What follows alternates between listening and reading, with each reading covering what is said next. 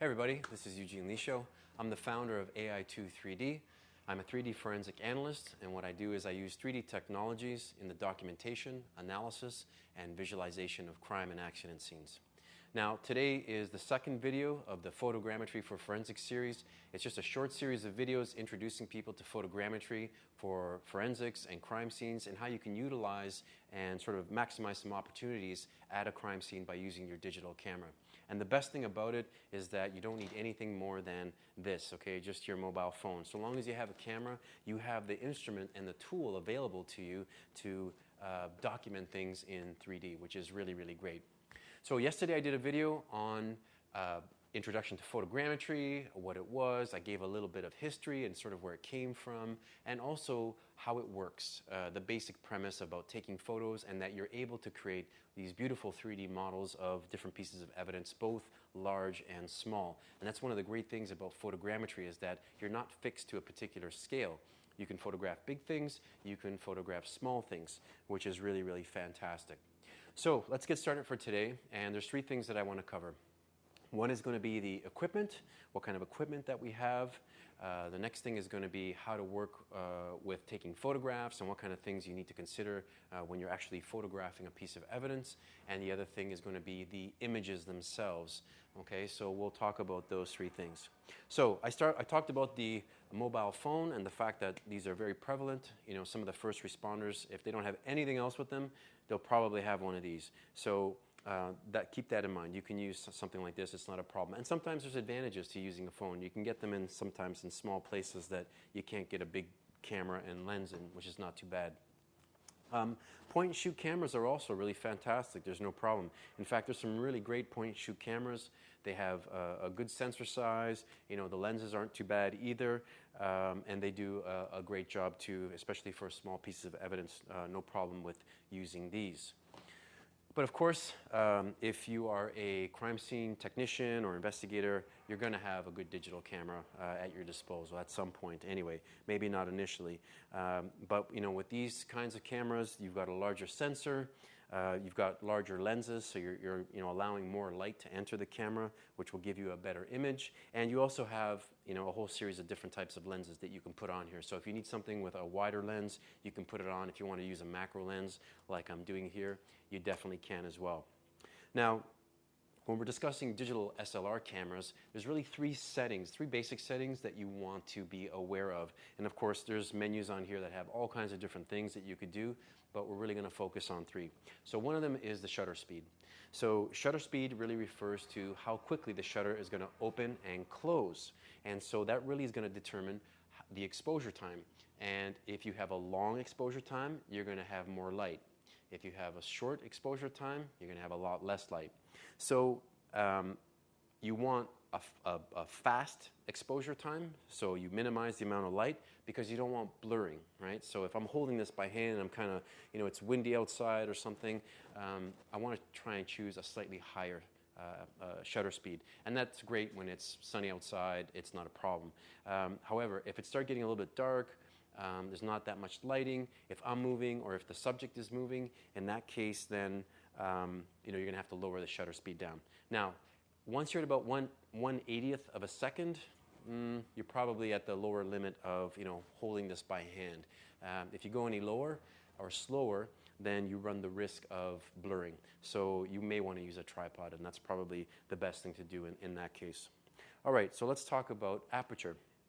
So aperture has to do with, let's call it the iris, and how wide or how small it is and how much light gets into the sensor. Now, if you have an F number, it's usually referred to as an F number, and you can see it written on the lenses. A high F number relates to a small hole size, and a low F number is a wide or very large hole size. And in that case, you're letting more light in, which you would think is great, right? In some cases, it is necessary, but not for taking photos. And the reason is low F numbers or a wide opening is often used for creative effect. If you've ever seen a portrait where the person is in focus and the whole background is all blurred, well, that's using a low F number, and that's what you're using. But if I'm taking a picture of a piece of evidence or something, well, I don't want it blurred at all. I want a nice crisp image through and through. In that case, I want to bump up the F number to a higher setting. The downside is less light in, so I may have to balance my exposure time with that. And again, using a tripod can be helpful. The last one to talk about is ISO. Now the ISO has to do with the sensitivity of the sensor, and in the old days it was film to light. And if I have a very high ISO number, so something like above 6,000 or whatever, well, I can take pictures in very, very low light. But if it's a sunny day outside and I'm at the beach and it's really, really bright, I can turn my ISO way, way down to like 100 or 200, and that's not going to be a problem. Now, the problem with turning the ISO up is really noise. In your image, you're going to start seeing some noise, especially in low, low light. So again, it's a balance between sensitivity to the light and how much noise you're going to be introducing into the image or into the photo. Okay, so that's the camera. Those are three settings, the shutter speed, the aperture, and the ISO. Of course, there's other things you can do there and other things to consider. So for example, one thing might be if you have image stabilization on your camera, shut it off, okay? And that's because it shifts the image around in the frame. You don't want that on there. Anyway, let's talk about photographs and what we do to photograph a piece of evidence or something like that. The best way to do that, actually to start, is using a ring method. So if you have an object in your hand, let's say this drone right here, what I want to do is take photos from small increments, maybe 15 or 20 degrees, and you want to go all the way around the object. So photogrammetry works best when the camera moves around the object. That's the way it works. It works better that way. If you're inside of a room and you're trying to photograph the room, you're now on the inside and you're photographing outside. And it can work, but just photogrammetry works better when it's the other way around, when you can get around the object. So using the ring method is very, very helpful. The other thing to remember is that a lot of people do this, newbies do this. If they're taking a photo of an object, they often don't get close enough. So if you think about the frame of the image, often what happens is the object that's in there is very far away. And it may only take up like 30 or 40% of the frame. Get close. Don't be afraid to get close, even to cut off little pieces of the image. You'll pick up more detail, and by taking multiple images, you'll fill in the other parts, right? So it's those multiple overlapping images in photogrammetry that are going to be helpful. So don't be afraid to get close. Now, speaking about getting close, what we don't want to do is adjust the zoom. So when you start a photogrammetry project, pick a zoom setting that's comfortable to you and just take your photos without changing anything. If you want to fill in the frame, you move closer. Don't adjust the zoom. And if you have the same zoom setting, it just works better in the software. It doesn't mean that you can't mix the settings. It just causes some complications in the photogrammetry software. So if you can set the zoom and forget it, that's the best way to work. I have a macro lens here. That's one focal length. That's probably the best thing to do. Try to stay a sort of a certain distance away from the object, maintain that distance as you go around, and you'll get the best sort of photographs that you can get. All right, now the other thing is lighting. And that's a tricky one because we don't always have lighting in our own control. Of course, if I have a small object and I can bring it into an office environment or whatever, if I need more light, well, I just turn on more lights, add more lights, do whatever I need to do to brighten this up.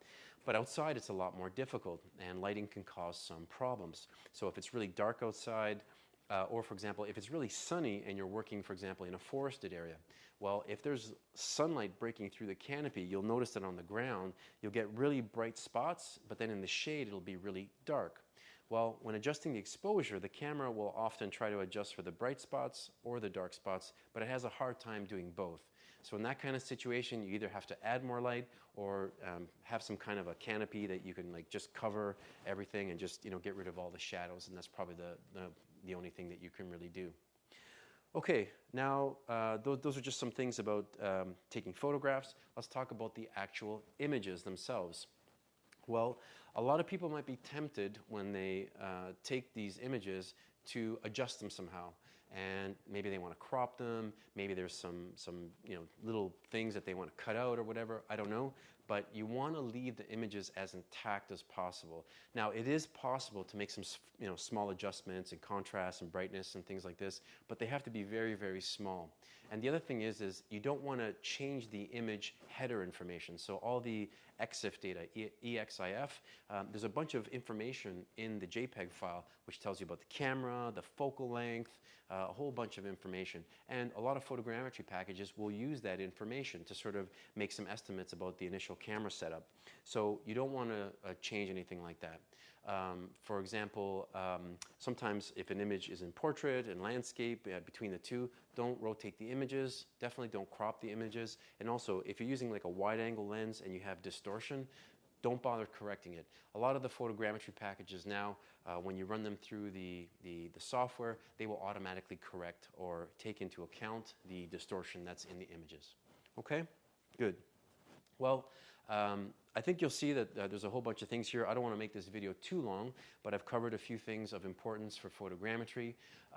It's not that hard to learn. You just need to be aware of it, and you can really maximize the opportunity of using your camera at a scene and creating 3D models. It's even a lot of fun, especially when you go on vacation and you're taking photos of a whole bunch of different things. So in this video, we talked about the equipment. Yesterday I talked about sort of the opportunities with photogrammetry, some history and that sort of thing. Tomorrow I'm going to be talking about the photogrammetry process working with software and what sort of the major steps are when you walk through the software. So eventually we're going to be leading up to a webinar, and on the webinar I'm going to sort of summarize all these different things in a little bit better detail. And if you're really interested in learning more about the opportunities here, there will be a course eventually that's going to take all these different things and teach you how to use different software, take the photos, and how to run through a model, taking photos of different pieces of evidence, taking photos and applying it to, for example, a bloodstain pattern or to a footprint or a shoe print, and then from there, processing it and making a really, really nice 3D model. So if there's any questions or comments, please put them down below. We're going to do our best to respond to these either in the webinar or even on the course. And I want to say thank you very much. Look for the next video tomorrow. Thank you.